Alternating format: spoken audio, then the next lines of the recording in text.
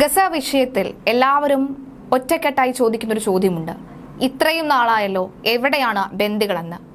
ഇനിയും വരാനുള്ള ബന്ദികളുടെ ജീവനെങ്കിലും ബാക്കിയുണ്ടോ എന്ന വിവരമെങ്കിലും നൽകാൻ നിങ്ങൾക്ക് സാധിക്കുമോ എന്നാണ് ഇസ്രായേലിൽ നിന്നുള്ള പ്രധാന ചോദ്യങ്ങൾ ഉയരുന്നത്. എന്തായാലും അവസാന കച്ചിത്തുരുമ്പ് എന്നോളം ബെഞ്ചമിൻ നെതന്യാഹുവിന്റെ ഭാര്യ പോലും ഇറങ്ങിയിരിക്കുകയാണ് ഈ ബന്ദിമോചനത്തിന്റെ ആവശ്യവുമായി ബന്ധപ്പെട്ട്. ഗസ വിഷയത്തിൽ ഇസ്രായേൽ പ്രധാനമന്ത്രി ബെഞ്ചമിൻ നെതന്യാഹുവിനെതിരെ വിമർശനവുമായി US സെനറ്റ് ഭൂരിപക്ഷ നേതാവ് ചുക് ഷുമൽ രംഗത്തെത്തിയിരിക്കുകയാണ്. ഇപ്പോൾ ഇസ്രായേലിന് മുന്നോട്ട് നീങ്ങാനുള്ള ഏക മാർഗം നെതന്യാഹുവിനെ പുറത്താക്കി തെരഞ്ഞെടുപ്പ് നടക്കുന്നത് ആകാം ഏറ്റവും പ്രധാനപ്പെട്ട കാര്യമെന്നാണ് സെനറ്റിലെ ആദ്യത്തെ ജൂത ഭൂരിപക്ഷ നേതാവും US ഏറ്റവും ഉയർന്ന റാങ്കുള്ള ജൂത ഉദ്യോഗസ്ഥനുമായ ഷുമർ പറയുന്നത്.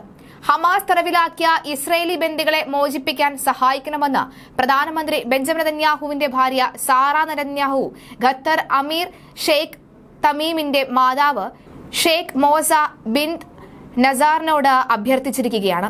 അനുകമ്പയുടെയും ഉദാരതയുടെയും സമയമായ റമദാനിൽ സമാധാനത്തിന്റെയും മാനവികതയുടെയും മൂല്യങ്ങൾ ഉയർത്തിപ്പിടിക്കാൻ നാം ഒരുമിക്കേണ്ടതുണ്ട് എന്നാണ് ഷെയ്ഖ് മൊസായിക്ക് അയച്ച കത്തിൽ സാറ കുറിച്ചിരിക്കുന്നത്.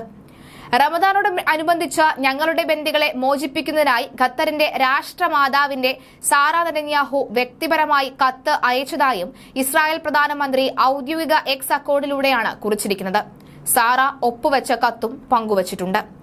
നിങ്ങളുടെ വിലമതിക്കാനാകാത്ത പിന്തുണയ്ക്കായി അഭ്യർത്ഥിച്ച പ്രതീക്ഷ നിറഞ്ഞ ഹൃദയത്തോടെ ഞാൻ നിങ്ങളെ സമീപിക്കുന്നു എന്ന ആമുഖത്തോടുകൂടിയാണ് കത്ത് തയ്യാറാക്കിയിട്ടുള്ളത്.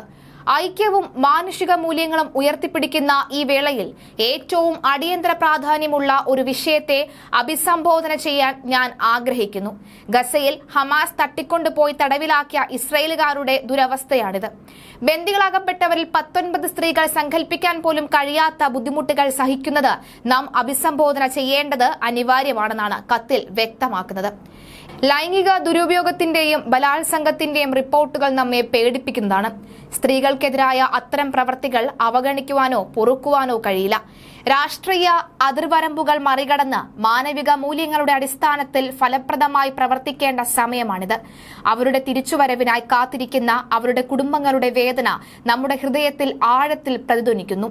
ജീവന്റെ വിലയെക്കുറിച്ചും അത് സംരക്ഷിക്കാൻ ഒരുമിച്ച് നിൽക്കേണ്ടതിന്റെ പ്രാധാന്യത്തെക്കുറിച്ചും ഇത് നമ്മെ ഓർമ്മിപ്പിക്കുന്നു എന്നാണ് കത്തിൽ വിശദീകരിച്ചത്.